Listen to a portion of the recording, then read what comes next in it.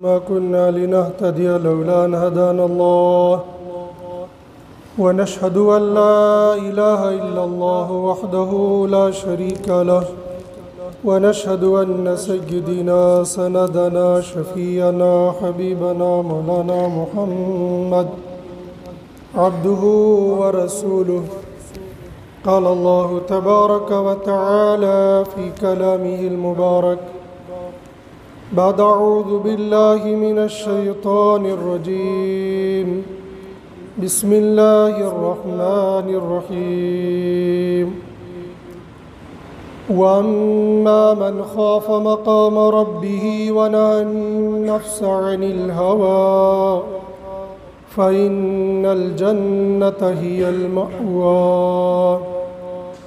سبحان ربك رب العزة عما يصفون وسلام على المرسلين والحمد لله رب العالمين.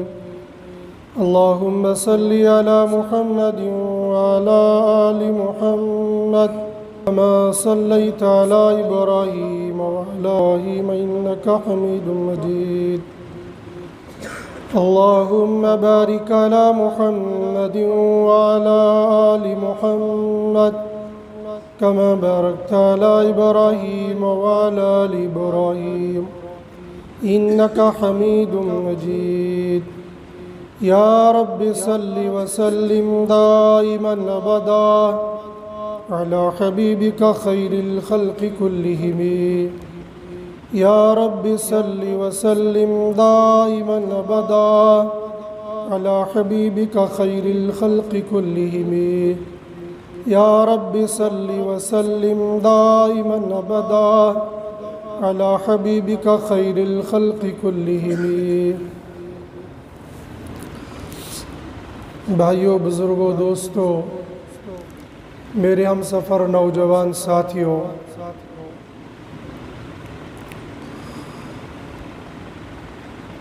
رب کائنات کو اپنے بندوں کے ساتھ بے انتہا پیار اور محبت ہے. جیسے ماں باپ کو اپنی اولاد کے ساتھ، استاذ کو اپنے شاگرد کے ساتھ، شیخ کو اپنے مرید کے ساتھ دلی تعلق اور محبت ہوتی ہے، اس سے کہیں زیادہ بلکہ میں اور آپ اس کا تصور بھی نہیں کر سکتے ہیں کہ اللہ کو اپنے بندوں کے ساتھ کتنی محبت ہے.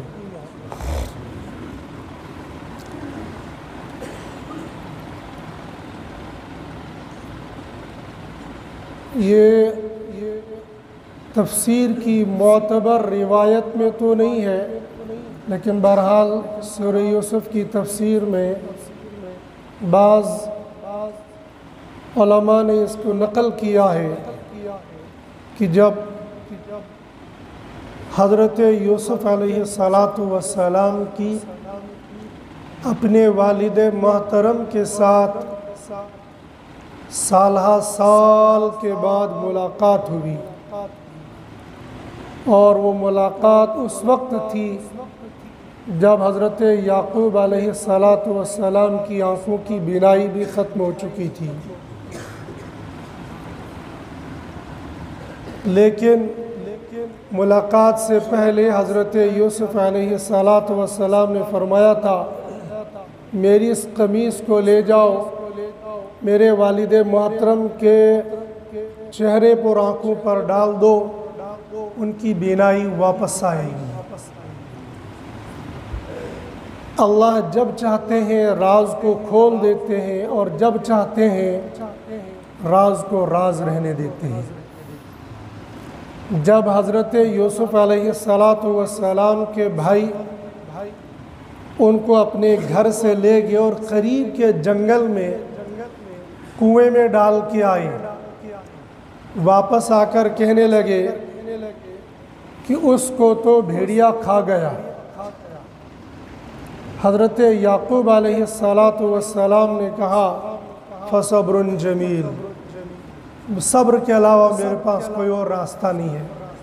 لیکن پتہ نہیں یوسف ہے کہاں.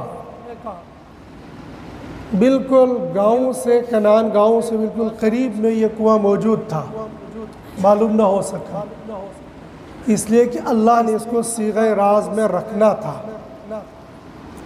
پھر جب مصر وہاں سے کوسوں دور تھا، وہاں سے یہی بھائی حضرت یوسف کا کرتا لے کر چلے تھے.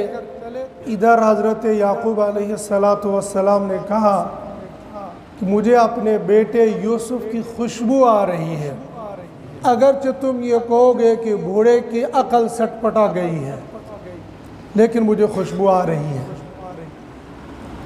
اللہ نے اب راز کو فاش کرنا تھا، لہذا حالات پیدا کر دیے. تب حالات کو اور راز کو راز رکھنا تھا، قریب رہتے ہوئے بھی معلوم نہیں کیا. اور عجیب بات، اس وقت بھی یہ کہا فصبر جمیل، میں صبر ہی کروں گا اور کچھ نہیں. اور دوسری مرتبہ جب یوسف علیہ السلام نے بنیامین کو روک لیا، تب بھی یہ کہا یہ تمہاری ہی چال ہے فصبر جمیل. پہلی مرتبہ یوسف علیہ السلام کو کنویں میں ڈالنے کے لیے بھائیوں کی چال تھی، لیکن اب بنیامین کو روکنے کے لیے ان کی چال نہیں تھی. اب تو یہ اللہ کی منشا تھی اور اس میں حضرت یوسف علیہ السلام کا ہاتھ تھا.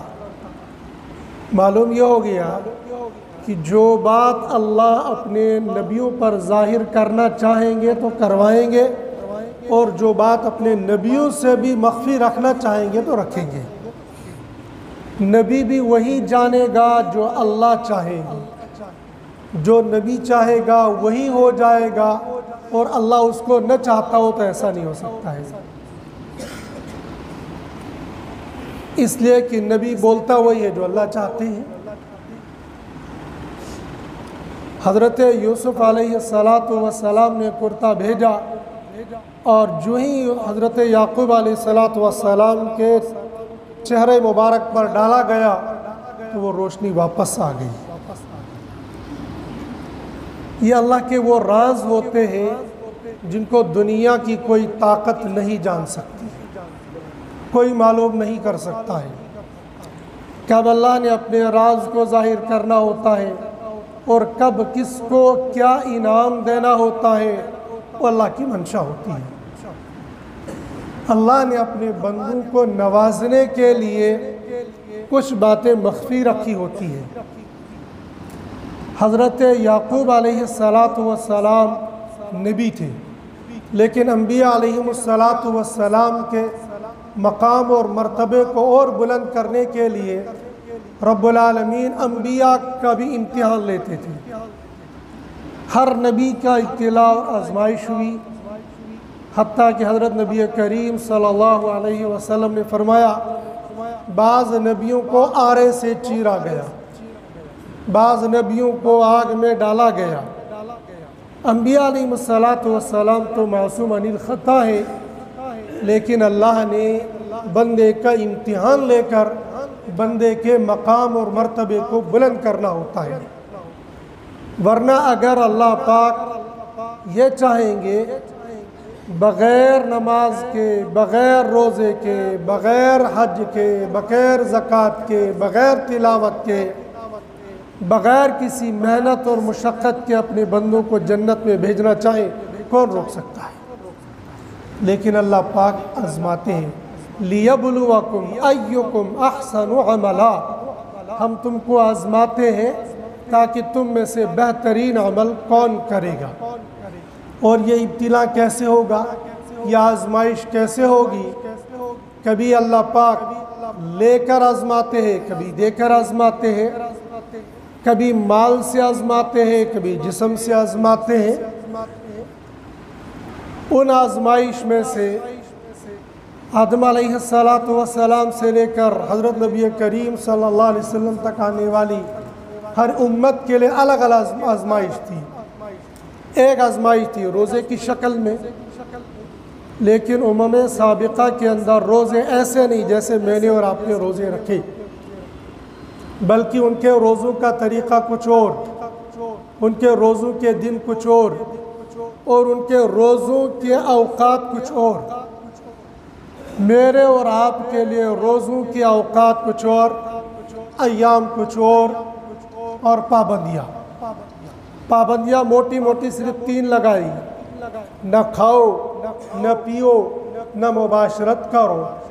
پھر اس کے ضمن میں بہت ساری چیزیں جو آئیں گی جو تمہارے لیے حلال تھی مگر حلال ہونے کے باوجود تم پر حرام کر دی گئی، کھانا حلال، پینا حلال، بیوی سے مباشرت کرنا حلال، لیکن رب نے کہا کہ روزے کی حالت میں تمہیں روک لگا دی گئی۔ اس روک لگانے سے کرنا کیا ہے؟ اگر دنیا کے سارے انسان اللہ کی نافرمانی کریں گے تو اللہ کی شان الوہیت میں رتی برابر کوئی کمی نہیں آئے گی، اور سارے دنیا کے انسان اللہ کے مطیع اور فرما بردار بن جائیں گے تو اللہ کی شان الوہیت کے اندر رتی برابر بڑھاوا نہیں ہوگا۔ اللہ جیسے ہے اللہ ویسے ہی رہیں گے، لیکن اللہ نے اپنے بندوں کا امتحان لینا ہوتا ہے، اور وہ امتحان میرے اور آپ کے سامنے آیا کہ تمہارے لیے اجازت تھی 4:25 تک، شام کے 7:05 فرض کرو، کھاؤ پیو عیش کرو، لیکن جو ہی 4:25 ہو گیا، اگر تم نے 26 منٹ پر پانی کا ایک گھونٹ پی لیا تمہارا روزہ گیا۔ اگر تم نے جان بوجھ کر پیا کہ اب سحری کا وقت ختم ہو گیا ہے اور پھر بھی میں کھا رہا ہوں پھر بھی پی رہا ہوں تو سزا ملے گی، اور اگر جان بوجھ کر نہیں پیا انجانے میں پیا تو چھوٹی سی سزا ملے گی، عید الفطر کے بعد ایک روزے کی قضا کر لینا۔ لیکن جان بوجھ کر روزہ رکھ لیا، روزہ رکھنے کے بعد جان بوجھ کر کھا پی لیا تو ایک روزے کی قضا کے ساتھ ساتھ 60 روزے اور کفارے کے رکھنے پڑیں گے، مگر ایسی نوبت بہت کم آ جاتی ہے۔ اللہ نے اپنے فضل اور کرم سے ہمیں یہ 30 روزے رکھنے کی توفیق دی۔ اس میں بندہ یہ کہے گا میں نے بہت کمال کیا، بندے کا اس میں رتی برابر کوئی کمال نہیں ہے۔ اگر اللہ توفیق نہ دیتے تو ہٹا کٹا جوان بھی روزہ نہیں رکھتا ہے، اور اللہ توفیق دیتے ہیں، بزرگ ہے، بیمار ہے، بے شمار امراض میں مبتلا ہے، پھر بھی کہتا دبرناز روز تھا، مرتے تو کم سے کم روز در رستن تھی مارا، وہ اس کی ہمت ہوتی ہے۔ شرعی اعتبار سے ہو سکتا ہے اس کو روزہ نہ رکھنے کی اجازت ہو، لیکن وہ ہمت کر کے روزہ رکھ رہا ہے۔ ایسا بیمار جس کو ڈاکٹر نے یہ کہا ہو کہ اگر دن میں تم اتنی دوائی نہیں کھاؤ گے تمہارا بلڈ پریشر ہائی ہو سکتا ہے، تمہارا شوگر بڑھ سکتا ہے، وغیرہ وغیرہ، اور بیماریاں تمہاری بڑھ سکتی ہے، لہٰذا تم کو ہر 1 گھنٹے کے بعد تھوڑا سا کھانا ہے، ہر 6 گھنٹے کے بعد یہ دوائی کھانی ہے، ہر 2 گھنٹے کے بعد تمہیں پانی کا ایک گلاس پی لینا ہے۔ نہیں کرو گے ایسا تو تمہارے اوپر جان کی مصیبت پڑ جائے گی، لیکن یہ کہنے والا طبیب حاذق ہونا چاہیے۔ شریعت کی الفاظ میں اس کو کہتے ہیں طبیب حاذق، آج کی زبان میں اس کو کہیں گے ماہر ڈاکٹر۔ آج تو ہر ہتھ کڑو ڈاکٹر بنا ہوا ہوتا ہے اور ہر پگڑ والا مفتی اعظم بنا ہوا ہوتا ہے، ہر دوائی بیچنے والے کو کہتے ہیں ڈاکٹر صاحب مجھے انجیکشن لگا دو، ذرا میرے لیے دوائی لکھ دو، اور ہر پگڑ والے سے پوچھتے ہیں ذرا مجھے اس مسئلے کا فتویٰ بتا دو۔ دیکھو اگر معلومات ہوگی تو بتانے میں حرج کوئی نہیں ہے، لیکن بغیر معلومات کے مسئلہ بتانا یا دوائی دے دینا یہ قتل بھی ہو سکتا ہے۔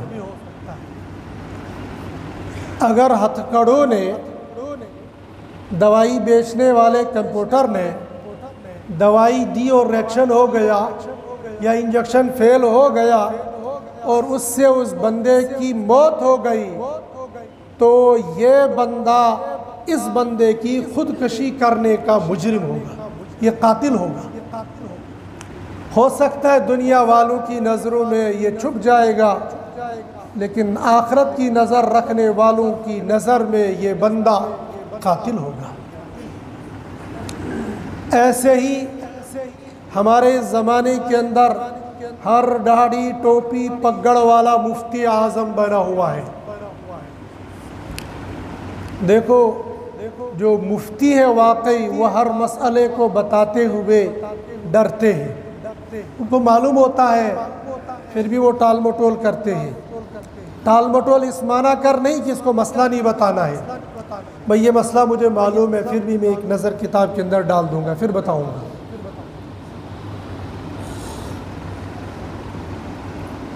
اللہ کے یہاں پہنچنا ہے اور اللہ کے یہاں پہنچنے کے لیے ہر بندے کے دل کے اندر اللہ نے ڈر رکھا ہے، اور اس ڈر کی وجہ سے بندہ ہزاروں سینکڑوں گناہوں سے رک جاتا ہے۔ اس روزے دار کے سامنے اللہ نے کھانا پینا یہ سب حلال کر دیا تھا، لیکن رب نے کہا روزے کی حالت میں تجھے ان کاموں سے رک جانا ہے، تب رک جائے گا تو جنت ملے گی۔ لیکن اگر اس رکنے کے ساتھ یہ بوڑھا یہ بیمار بندہ ماہر ڈاکٹر کے کہنے پر روزہ چھوڑ رہا ہے، اب اسی ماہر ڈاکٹر سے پوچھ کر کہ اب میری طبیعت کچھ سنبھل گئی ہے، اب مجھے روزہ رکھنے کی اجازت ہے، اگر ڈاکٹر یہ کہے گا اب تم روزہ رکھ سکتے ہو تو شوال میں یا ذی قعدہ میں یا ذی الحجہ میں جب بھی اس کی طبیعت سنبھل جائے تو روزے کی قضا کرے گا۔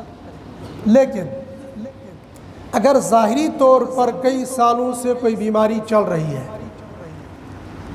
جیسے اس زمانے کے اندر شوگر کا مرض ہے یا بلڈ پریشر کا مرض ہے یا کڈنی کا مریض ہے، کچھ ایسے امراض ہیں جن امراض کی دوائی مستقل چلتی ہے، ٹھیک ہو جائیں اللہ اپنی قدرت کاملہ سے ٹھیک کر سکتا ہے، لیکن ظاہری طور پر ان کے ٹھیک ہونے کے اسباب نظر نہیں آتے ہیں، تو ایسے لوگوں کے لیے شریعت نے کہا تم ایک روزے کے بدلے میں ایک صدقۃ الفطر دے دو، اور صدقۃ الفطر کی مقدار کم سے کم 60، نمبر 2 150، نمبر 3 900 اور نمبر 4 1100۔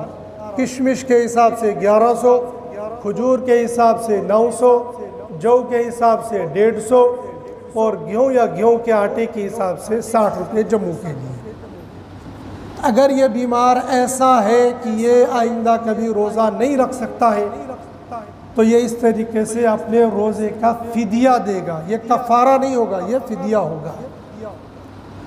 لیکن اگر یہ وقتی طور پر رمضان میں بیمار ہو گیا، ٹھیک روزے رکھ رہا تھا، اچانک الٹیاں ہو گئی، بخار ہو گیا، کچھ ایسا مرض اچانک آ گیا اور 5-6 دن بیمار رہا، اس کے بعد پھر ٹھیک ہو گیا، تو اب ان چھوٹے ہوئے روزوں کا فدیہ نہیں دے گا، بلکہ شوال کے اندر فوراً ان روزوں کی قضا کر لے گا۔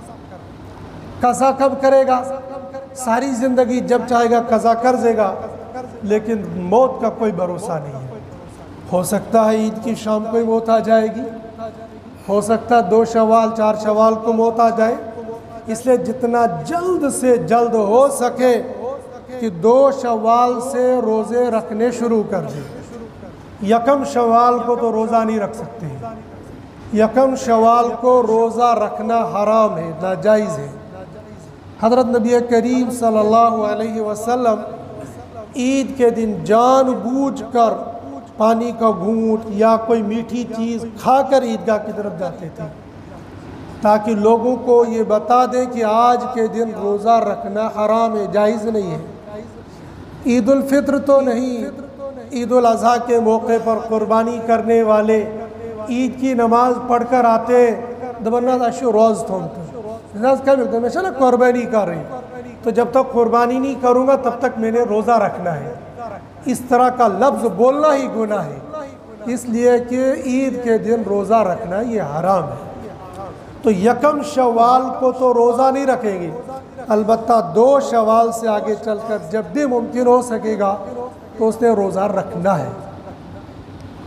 جتنا جلد سے جلد ہو سکے گا اپنے روزوں کی قضا کر لے گا، اور اگر ایسا مریض ہے کہ جس کی ادائیگی نہیں ہو سکتی ہے، روزہ نہیں رکھ سکتا ہے، تو وہ چاہے رمضان المبارک کے اندر فدیہ دے اور چاہے رمضان کے بعد فدیہ دے، لیکن بہتر ہے ایسے آدمی کے لیے کہ وہ رمضان المبارک کے اندر ہی فدیہ دے دے۔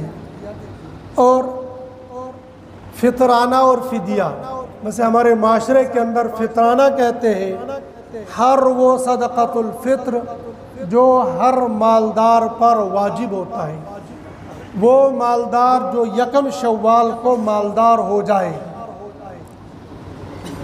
ضروری نہیں ہے کہ وہ 30 رمضان کو مالدار ہو جائے۔ جو روٹین کے مالدار چلے ہوئے آ رہے ہیں ان کو تو پتہ ہے ہمارے پاس مال ہے، لیکن ہو سکتا ہے کوئی بندہ عید کی صبح کو مالدار ہو جائے، کسی بندے نے ہدیہ دے دیا، لو ₹1,00,000 میری طرف سے تم کا ہدیہ ہو گیا، تو ₹1,00,000 ہدیہ مل گیا تو یہ بندہ مالدار بن گیا، اب اس کے اوپر صدقۃ الفطر واجب ہو گیا۔ یہ اسی دن صدقۃ الفطر عید کی نماز سے پہلے ادا کر دے گا، اس لیے کہ یہ مالدار ہو گیا۔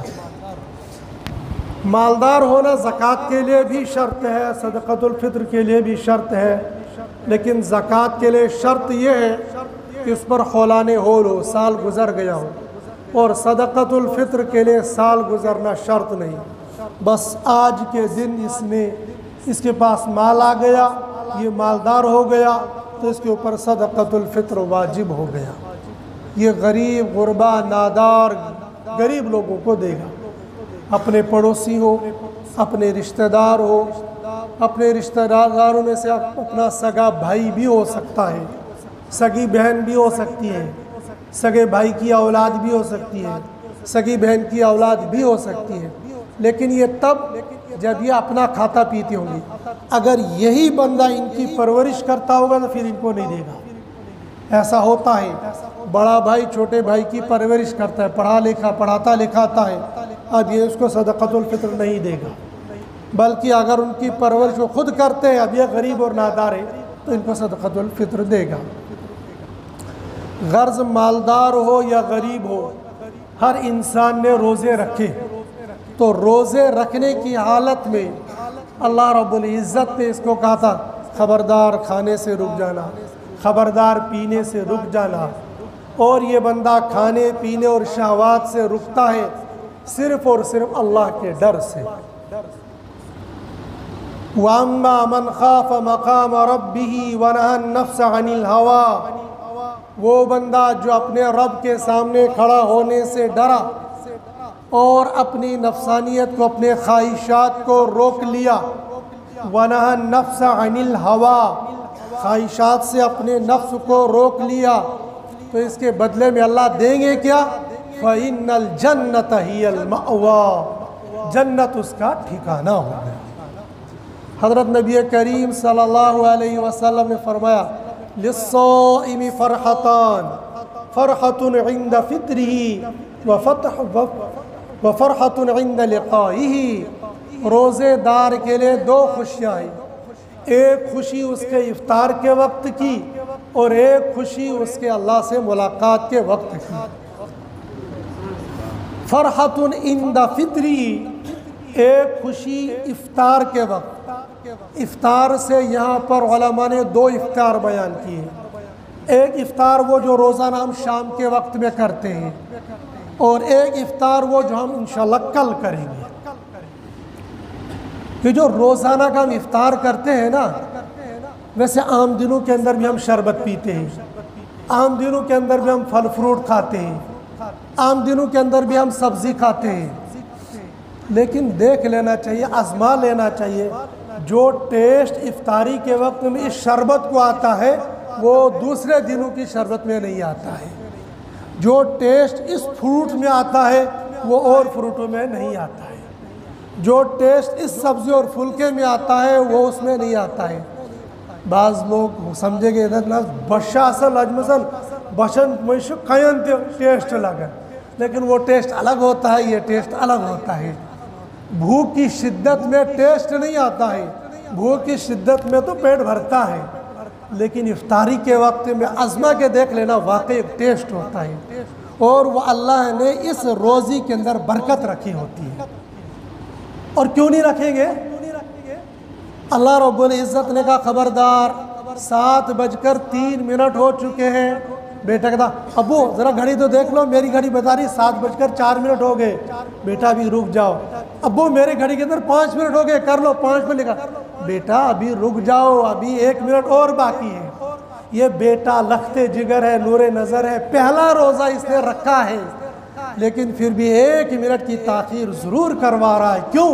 وَنَهَا النَّفْسَ عَنِ الْهَوَىٰ، یہ اپنے لیے نہیں رک رہا ہے، یہ اللہ نے کہا خبردار 1 منٹ پہلے بھی افطاری نہیں کرنا۔ اگر 1 منٹ پہلے بھی افطاری کرو گے تو تمہارا روزہ ضائع ہو جائے گا۔ چھوٹے سے معصوم بچے کو بھی 1 منٹ کی تاخیر کروا رہا ہے، اور پھر بندہ جب اتنی تاخیر اور اتنی قربانی دے کر آگے بڑھے گا تو کیا اللہ پاک اس کے بدلے میں اس کو جنت نہیں دیں گے؟ کیا اللہ پاک اس کے بدلے میں اس کو رحمت نہیں دیں گے، بخشش نہیں دیں گے؟ یہ تو روزانہ کا حال یہ ہے۔ کل انشاءاللہ جب ہم لوگ عید الفطر کی نماز پڑھ کر واپس آئیں گے، اور یہ میری بات نہیں ہے، آپ کی بات نہیں ہے، سرور کونین محمد عربی صلی اللہ علیہ وسلم کا فرمان ہے کہ روزے دار جب عید کی نماز پڑھ کر واپس لوٹتا ہے تو اللہ فرماتے جاؤ میرے بندو بخشے بخشائے تو واپس چلے جاؤ۔ کل اس وقت جب ہم ظہر کی نماز پڑھ رہے ہوں گے تو انشاءاللہ ہماری تمام صغیرہ گناہ معاف ہوگی۔ اور چونکہ آج کی رات لیلۃ الجائزہ ہے، بدلے کی رات ہے، تو جیسے ہم اور راتوں کے اندر جاگتے ہوئے آئے ہیں تو انشاءاللہ آج کی رات کے اندر بھی جاگیں گے۔